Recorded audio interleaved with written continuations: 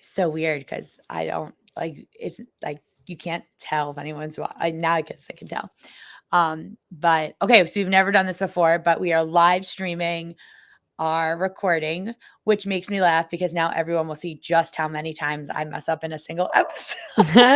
You really aren't that bad. I've gotten so much better. But alrighty. So let's just take it from the top, I guess, right? Yeah, why not? All right. Major depressive disorder affects approximately 17.3 million American adults in a given year. So, why is it still so misunderstood and stigmatized? Well, today we are diving into this complex condition in hopes of creating a small dent in starting the conversation. I'm your host, Christine. And I'm Teresa, so let's freaking get into it. Okay, Titi, can you tell me what you found when you looked up the definition of depression just so we can ground us? Yes. So, according to the NIMH, depression, also known as major depressive disorder, is a mental health condition characterized by persistent feelings of sadness, hopelessness, and a loss of interest in activities you once enjoyed. It's more than just feeling down for a day or two, it can last for weeks, months, or even years if left untreated. The causes of depression are complex and can involve a combination of genetic, biological, environmental, and psychological factors. Things like traumatic life events, chronic stress, certain medications, and underlying medical conditions can all contribute to the development of depression. Okay, so when you think of depression, Titi, what is like the first few things that like come to your mind? So I would say someone that has a really hard time getting out of bed, someone that is overall not very happy, and honestly, someone that has their life kind of consumed by their own thoughts. That's what I would think. So that's kind of exactly what kind of sparked me to want to have this episode was because a few nights ago I was in my hot tub and I was just sitting there and I realized like, oh my gosh, like I'm in a pretty dark place right now. And for me, depression doesn't look like not being able to get out of bed or Mhm. um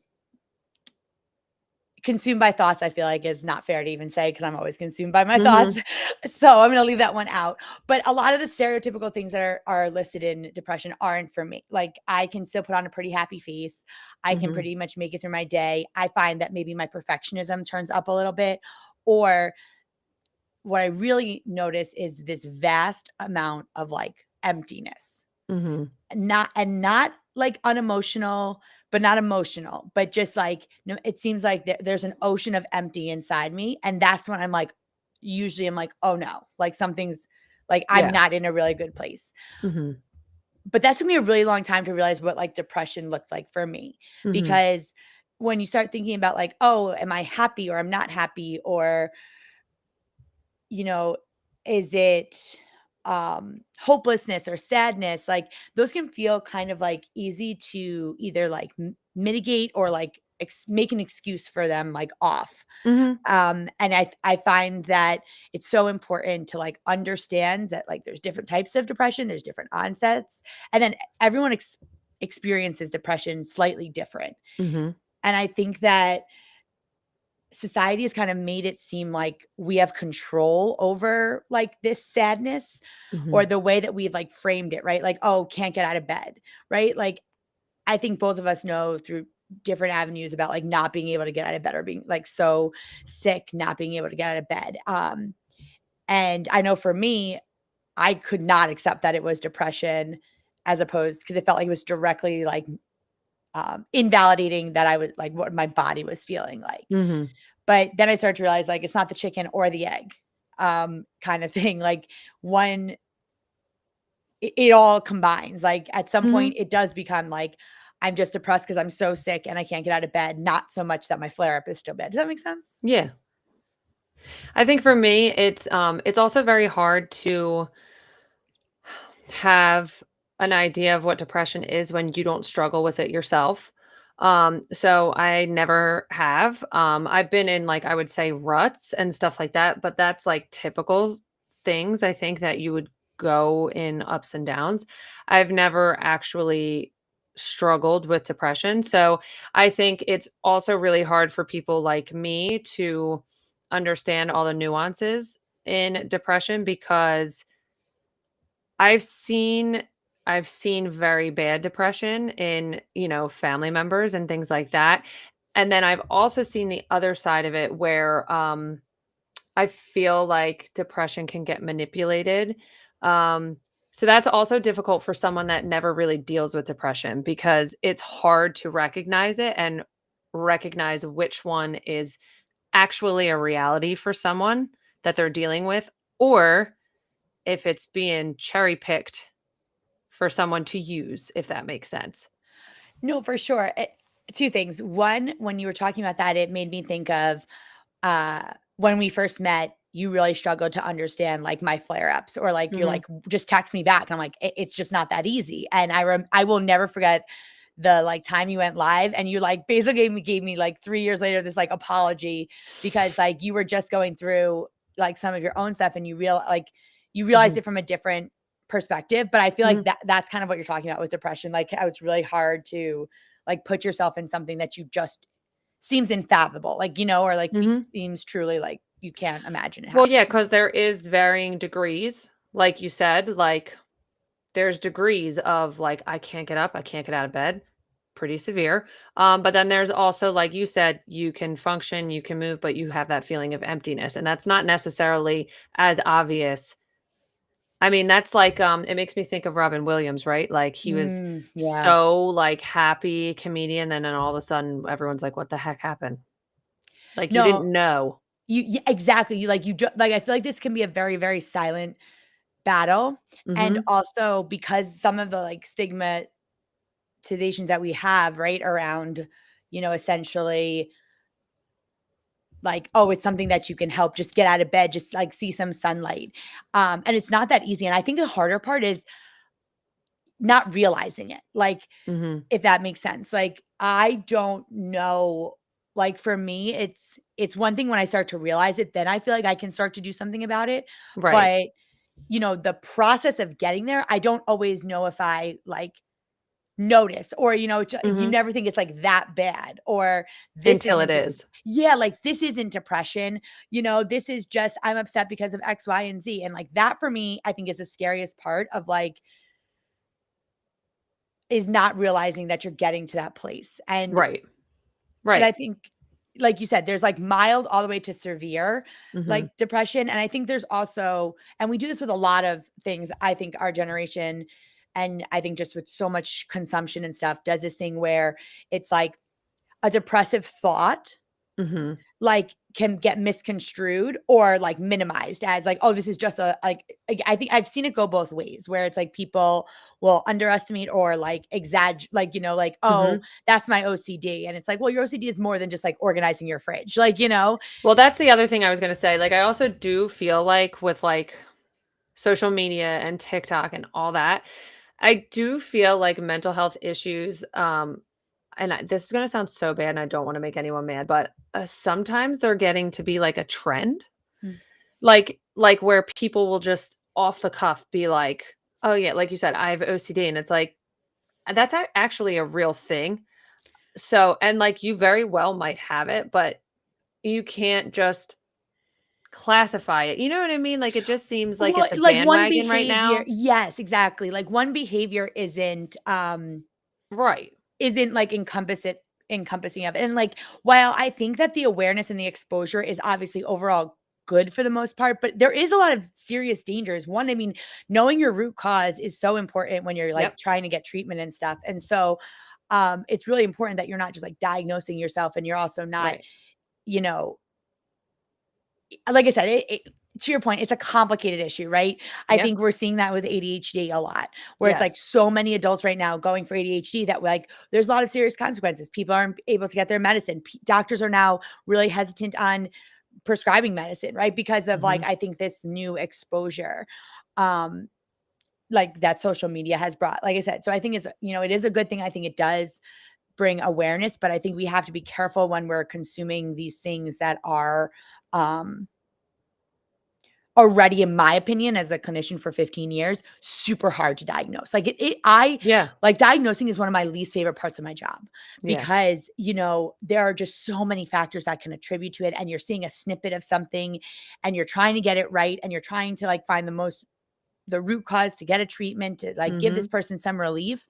Um, but I mean, just in depression, right? There's major depression, there's persistent depressive disorder, there's seasonal affect disorder, there's postpartum depression, like, right? And Mhm. all of them have like their own set of, symptoms. One of the major things about, depression is, lasting more than 2 weeks, but less than 6 months, right? Mhm. Because otherwise it's considered chronic. Right. Um, and I think, oddly enough, my disease has opened me up to like being open Mhm. about depression, if that makes sense, or Mhm. like being able to talk about it in a way that doesn't feel um like it, I guess, threatening to who I am. Right. But if you look at like some of the other symptoms, like lack of energy, fatigue, difficulty concentrating, I feel like that's everything that I comes have on a all of those things. right, on a normal day for me. And Um, I'm not that's not something I struggle with. So it's hard. It's hard. It depends on your circumstances. It depends on prior traumas, your experiences. There's a lot that goes into it. And you do want to get diagnosed correctly because, for example, like you just listed off fatigue, lack of concentration, and what was the other one? Difficulty concentrating, Okay. So all three of those things right there, right? lack of Eh, energy. That's what I lack of said. energy. I have all three of those. And I know that I have all three of those because of like vitamin and mineral deficiencies and like stuff like that, right? But if you, and this is what I mean about like social media and consuming so much, if you see all that and then you have a bad day one day or whatever, and you don't want to get diagnosed with something you don't actually have. Like if you don't want to get diagnosed with depression, get put on something, and then in reality, you just have like a mineral deficiency or whatever. So I do think knowing the nuances and stuff like that is super important for not only the people that are trying to seek help and figure out what is going on with them, but also the people that are diagnosing them. Yeah, and I think too, like we saw in COVID, right? This like increased like loneliness, Hmm. and this, realization that I think so much of our like our worlds were like externally validated and outward that like we never had a chance to like sit with ourselves. And I think that, we Yeah. saw a heightened depression because when that was all taken away, all we were left with was ourselves. And Hmm. for someone like me, that opened up my world. For most people, it closed their world. Yeah. And, I think too, when we think of depression, sometimes I think like there's an easy jump to suicide. And Hmm. while, yes, like, reoccurring thoughts of death or suicide is, a severe, like on the severe end of the, DSM diagnosing, um, there is to me also, a very real everyday, it's almost like the chronic aspect of chronic like Yeah. just like that repeat. And then, there's change in appetites and there's loss of sleep. And those are all things, right, that could also help you get out of it. Right. So, I know for me, one of the reasons that depression and my flare-ups are so intermingled is because I lose my routines. And the second I lose my routines is like that's when I go down this like very slippery spiral. And you keep pushing. And but I literally like was in my house and I was like, I am so empty right now. Like, why is this happening? Like nothing is happening. I think that's the hard part too, right? Is like Hmm. doesn't always have to be something bad happens or Yeah. There something doesn't have to bad always be a happens. reason. Yes. And like, that chemical imbalance, I think sometimes is really misunderstood. I Hmm. think we understand, I think more depressive like episodes, right? Your kid gets like chronically like diagnosed with something or a tragedy, a trauma, right? Like we understand like that. Yeah. But They like make more sense. out of the blue, just again, and for me it doesn't feel like sadness. Sometimes I wish it did feel like sadness, then I could, I think, easier pinpoint like that. Right. Right. But for me, that emptiness doesn't feel like an emotion, and it's harder for me to identify. Right. And I'm on so many medications. I can't always look for like the loss of appetite or the loss of like interest in activity. Cause like, let me tell you, the last thing I wanted to do is come on here and record this podcast today. It was Right. like, it was down there with like, I Yeah. don't know, like the worst of the worst of the things. And so, and feelings of worthlessness too, I think is an interesting one. Especially being a woman, I think I struggle with my worth all the time. It's a constant Mhm. telling myself I'm enough. So sometimes I think the indicators that we have aren't always like the easiest ones Right. to help us like navigate that. Right. Um, and then I think too, medication, like medication is not like, I think one of the most fascinating things about being a therapist is like having so many people come to me and like seeing how they want to like try to work things out, because Mhm. sometimes you try and you try and you try and like I never bring up medication unless one, I can diagnose and I can refer so that someone can get medication from like a PCP or a psychiatrist, but I can't prescribe medication. And so for me, it's like never the first thing that I kind of bring up because it doesn't feel like a solution I can actually help with. Right. But when you're sitting there and you're doing CBT or, you're doing these modalities week after week and you're trying to get out of the hole and like it's just feels like you're not able to do it, you know, sometimes I tell them like, you've been putting the work in, like it should be a little easier. Like I think you should explore this, and like that always gets an interesting response depending on where people are in their journey. Because again, one of the big things is like, do I have to be on this for life? Do I have to like, what does this mean? Mhm. And it's so true. Like, I think it opens up this scary realm of like, is this forever? Right.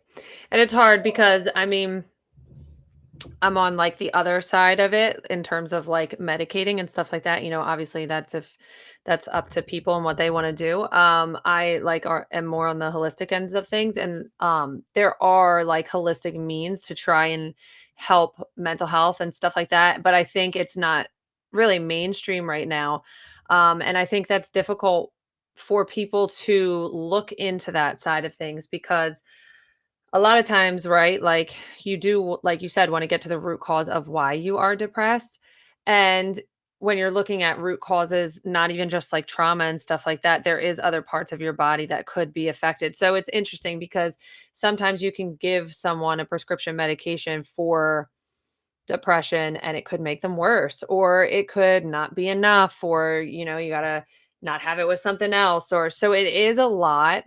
Um, and I think it's difficult to try and figure out like the best way to go for your unique individual situation. Well, and it's interesting that you say that because like the number one thing of all these antidepressants usually is like a increased like risk of suicide within the first 2 weeks of taking it, which is like great, right? Like, Yeah. which when you think about just like the basics of like giving someone who's already in that state that like seems like a huge risk, Right. Yeah. uh, but to your point, I also think sometimes we want a quick fix, and Yes. I think a lot of like, Yep. medication, I think the craziest thing is, medication, at least in my experience professionally and taking it, it isn't gonna the opposite of depression is not happiness. It's Right. just not. Like it's baseline, right? The like it is like we're talking 10% better. So just as little as it took like how you started to feel that way, is as Right. little as like all of a sudden you're just one day it will just be a little easier, and it's Mhm. not like it's not again, the weight of the world can feel on you and you would think that you would feel that weight lift, Right. but it feels so subtle that sometimes it's even hard to know like is this medication working until I stop taking it. And Right. because like I think that like it's not like I'm fine, everything's fine. I'm regulated, whatever have you. And then I stop taking it and about 2 weeks later I'm like okay, I it's not the worst of the worst, but, like, it's not I can feel that 10% no Right. longer, like, That there. difference. And, that's where, like, the therapy, they're like, the thought repatterning, I'm constantly telling people that, you know, it's an everyday battle, me versus my internal world, like, Yeah. period, like, and who's gonna win that day, I'm never sure. Right. Um, it's like, trying to, do the right thing when you're tired, walk when you don't feel like walking, like all the things like that Mhm. walking pad was the best thing I think I've done for my depression was, to keep my body moving because I didn't Yeah. like how much is stored in your body. So I think, it's just I guess it still amazes me that, like, in 2024, we still really do struggle, though, like, having these open conversations. Like, Mhm. Like you're someone who doesn't experience it. I'm someone Yeah. that I don't know if I would have ever identified it as, but kind of narrowed all the things. It's really all I could be. Yeah. So I think the conversations can be had like we're doing right now if you don't have expectations. And what I mean by that is I remember speaking to someone that not going to name them, but I remember speaking to someone about depression. They were experiencing it or felt like they were experiencing it. I, however, was seeing a completely different side of this person, right? I was seeing a person that was depressed in only certain situations. And these situations were situations that limited this person's ability to do things. Like, so this person could spend hours on hours on hours getting ready to go out on the town and have fun and do all this stuff. But then when it would come to doing things for their family or having things to be done, that's when they would say they're struggling. And then they wanted my opinion on it. And I'm like, I'm not the expert. From my view of someone that has never experienced it, it's clearly something's going on, but I don't necessarily think that it's that. So, and that person got frustrated with me. But again, I'm not someone that deals with it. So I think that you can have conversations like this as long as you both know, like, we can't experience the same things, or you might not be able to fully understand. And then just have an open, like, just don't have an expectation that I'm going to agree with you or that I'm going to be like, yes, that's definitely what you have. Cause that's just not my area of expertise. You know what I mean?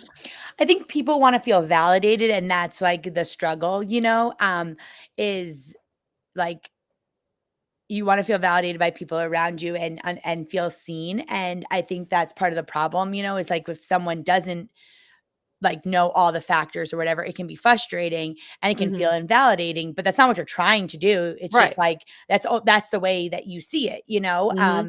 And I think we've always done a really good job of like being on sometimes opposite sides of the issue and being like, Hmm. okay, like I'm gonna hear you out. I might not walk away changing Agreeing with you anything. or whatever. Yeah, Right. but like I have enough respect for you. I care enough about you to want to hear at Yeah. least what you have to say about the topic.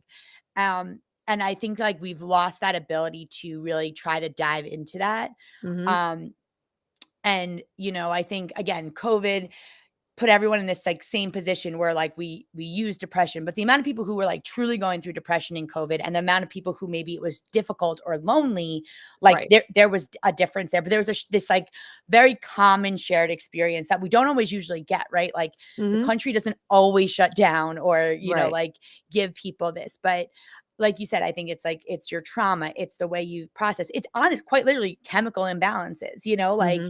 and um all of that leading into also stress management. Like I Yeah, know that that's a I'm big one. someone who gets super, super overwhelmed, Hmm. um, especially around like not feeling like meeting expectation or something of Hmm. that nature. And having to manage that stress is a huge part of managing my depression. Right. Also managing my OCD is a huge part of managing my depression. Like Hmm. when I start to feel like obsessive thoughts, like again, this is why the organization one always makes me laugh because it's like cute when it's like, oh, my OCD looks like this, but the difference is like I can't move from like the bottom. I'm not gonna Right. say it. Drawer of my Draw. She's saying drawer. She's saying that's what drawer. I mean. But like I will get stuck for hours, like move like because it becomes an obsession and then Hmm. that a compulsion comes from the obsession like and I Right. cannot like it's not like, oh, this is cute or this is Hmm.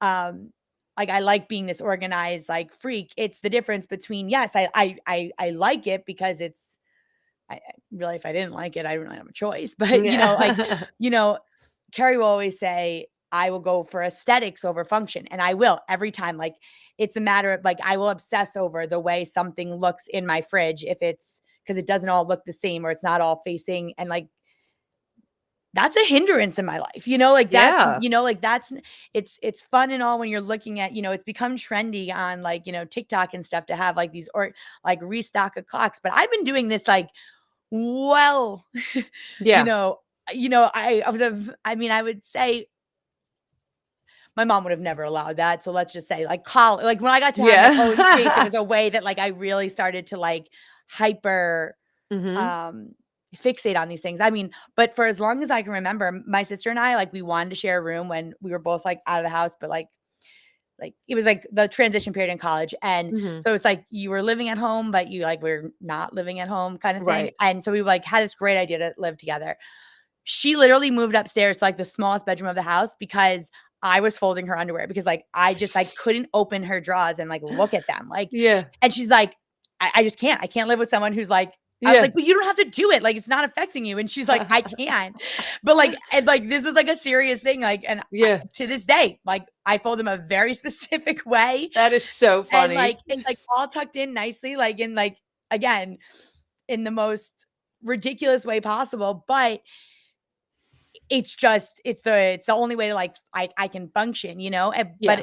but much like depression, like I thought that, because I didn't count how many times I did something like that Yeah. was an OCD. So it took me a really long time, even as a clinician, to be like, oh wow. When I remember like when I was getting TSM, which is like they like I called it one flew over the cuckoo's nest, like type of thing, but it wasn't. But to me, it still feels like it was. But, like, they would put all these things on your head and, like, essentially, like, hit certain spots of your brain to try to, like, re Rewire it. yes, essentially. Obviously not as, like, crazy as, like, One Flew Over the Cuckoo's Nest, but Yeah. that's what it felt like. It was, like, very like, now it's kind of common. I've seen ads all over the internet for it, but when I was getting it done in 2020, it was, like, very new, and I was like, "Sure, mom. Put me in one yeah, I get it.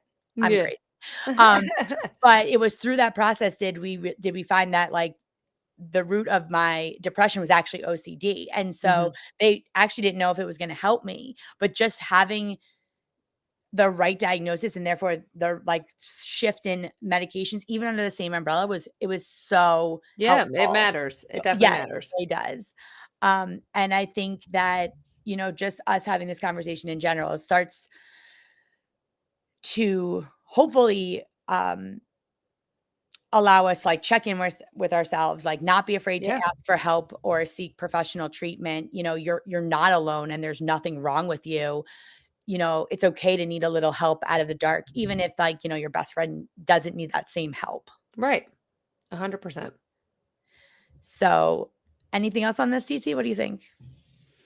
I don't think so. I think just for people that are struggling, just know that there should be people that if you don't feel like you have people around you, like go on, I don't know, like if there's groups or you would probably know more, Christine, about that kind of stuff. But I think if you're struggling, just to at least voice it to someone so you're not struggling alone.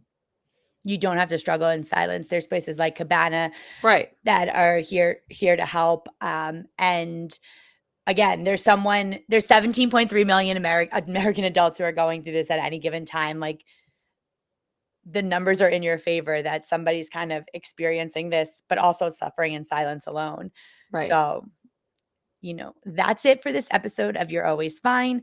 Join us next time as we explore another taboo topic. If you enjoy the show, please leave us a review. We love hearing from you guys. And until next time, mind your health.